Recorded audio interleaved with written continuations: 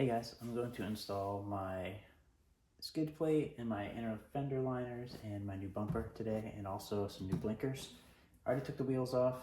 Make sure you always use a jack stand or two, depending on what you're doing, and chalk your rear wheel, especially when you have a front wheel drive car, because just leaving it in gear won't help you. You're gonna need a T25, I believe. It's worn off. I believe it's T25. To put the inner fender liners in, there's a screw that's going to go here, there's one over here, and a couple on the front here. I'm going to get to that right now.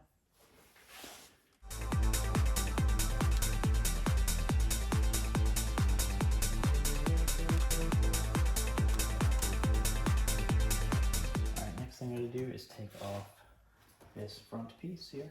It's just 4 screws, 1, 2, 3, 4. After you pull those off, this just pulls out. I have an animated emblem here that lights up, so I have mine wired, so I can't just take it off. So I'm just gonna set it right there. After you get that out, you're gonna have some screws here and here. Enable this just to pop right off. I'm gonna set it down here a little bit, and then we'll come under here. All right, we're gonna come under here now and unplug the fog lights and the marker lights. Fog lights, we're just going to unhook here. Those just pull out, and this just twists out as well. You gotta put a little elbow grease into this. You can see this tab right here. You basically wanna push it down and out. And that part pops out. So these are the tabs here that click in, right there, and right there. And this kind of tucks into the side, into the fog light. I want to take this piece off. You can see all these little tabs in here. These lock that in.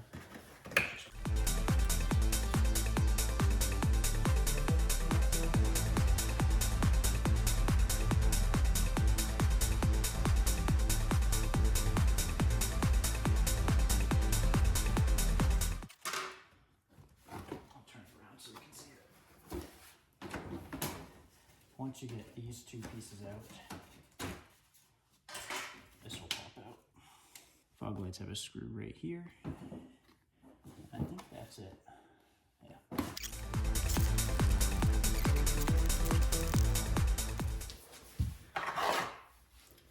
Got some fancy side markers. These have an LED strip along the inside here. Kind of excited for these. I think they'll add a nice look to the car. I feel like at this point I've added so many things from AliExpress, my car's probably not much of a German vehicle anymore. But alright, so now we're going to reassemble this.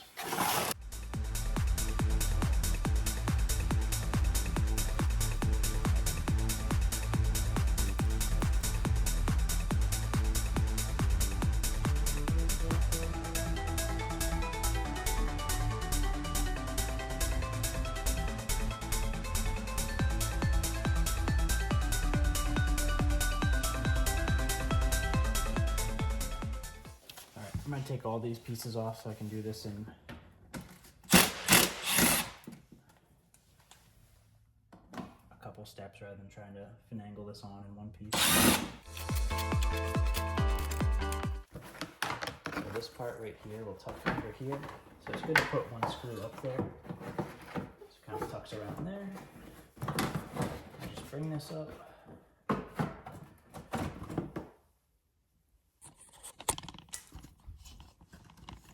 And you'll see there's a hole here that'll get screwed in. This one will get screwed in.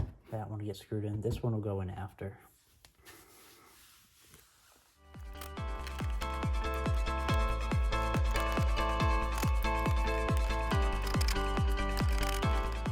On this side here, you want to make sure this tucks up.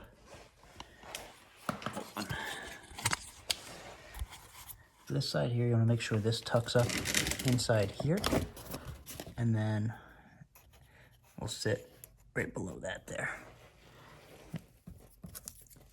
And then all of these tabs here will click in to all those tabs up there.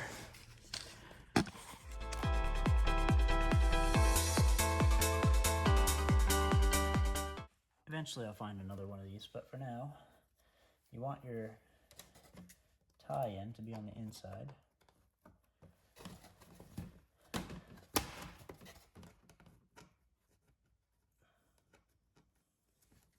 you go in like this, in like that, and then we'll connect it on the other side,